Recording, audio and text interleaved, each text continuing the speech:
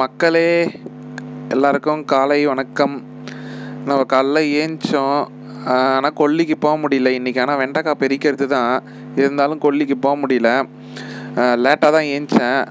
அப்புறம் வெண்டைக்காவை பறித்து வந்து எடுத்தாந்து வீட்டில் கொட்டி தண்ணி தெளித்து எங்கள் அப்பா வச்சிட்டாரு.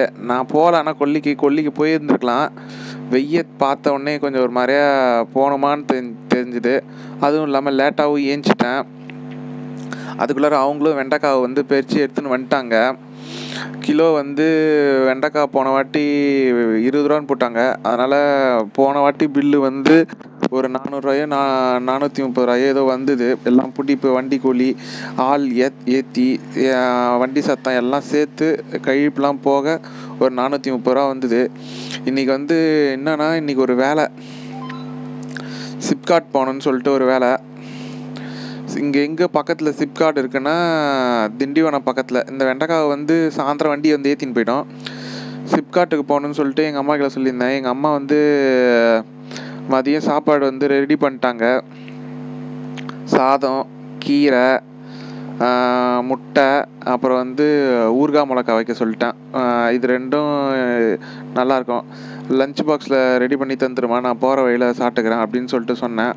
சிப்காட்டுக்கு போனது வந்து வேலை முடியல, ஃபெயிலியர் ஆயிடுச்சு. நீங்கள் இந்தமாரி சிப்காட்டில் எதனா வேலை செஞ்சுருந்தால் கமெண்ட் பண்ணுங்கள். தொட்டுக்க முட்டையோடு வச்சு அனுப்புனாங்க, ஆனால் வேலையே முடியல.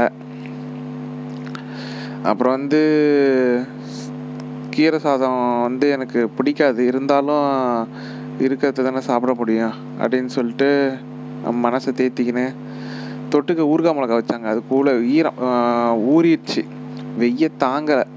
இந்த சித்திரை வெயிலுக்கு ரொம்ப குளிர்ச்சியாக இருக்குன்னு சொல்லிட்டு இதை வச்சாங்க. நாங்களும் சிப்காட் கிளம்பியாச்சு. சிப்காட் கரெக்டாக எங்கள் வீட்டிலேருந்து ஒரு 40 கிலோமீட்ரு தூரம்தான். வண்டியில் போகும்போதே எதிர்க்க செம வெய்ய அடிச்சுது. அப்புறம் எல்லாம் சிப்காட்டில் வேலையெல்லாம் முடிச்சுட்டு முடியல, போன வேலை முடியல. அப்புறம் வரும்போது கரும்பு ஜூஸ் இருந்தது.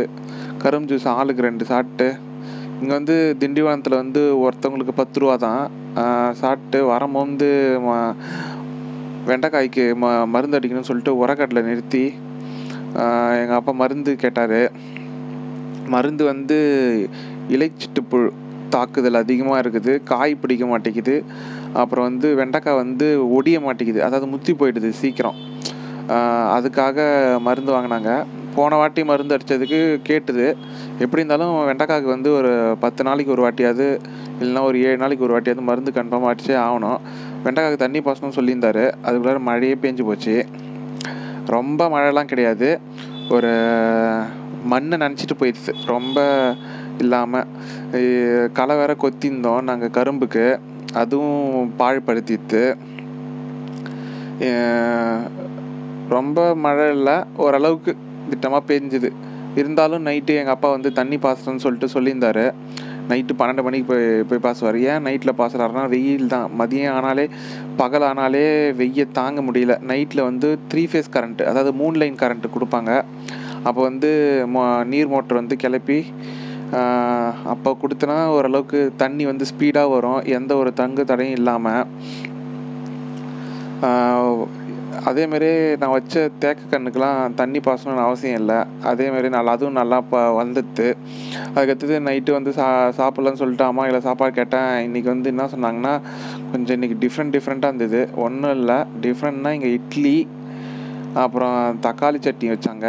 தக்காளி சட்னி, அப்புறம் வந்து இது காலைல அரைச்ச மல்லாட்டை சட்னி, அப்புறம் தண்ணி. இதை சாப்பிட்டு இட்லி சாப்பிட்டு நைட்டு தூங்கிடலாம் அப்படின்னு சொல்லிட்டு முடிவு பண்ணிட்டேன். இந்த vlog உங்களுக்கு பிடிச்சிருந்தால் லைக் பண்ணுங்கள், சப்ஸ்கிரைப் பண்ணுங்கள், ஷேர் பண்ணுங்கள் மக்களே. அதில் இந்த உங்களுக்கு நான் போடுறதுலாம் தொடர்ந்து உங்களுக்கு தொடர்ச்சியாக வரணுன்னா பக்கத்தில் இருக்கிற அந்த பெல் பட்டனை அமுக்கிக்கோங்க. அந்த நோட்டிஃபிகேஷன் உங்களுக்கு தொடர்ந்து வந்துகிட்டே இருக்கும். நன்றி மக்களே. All the best.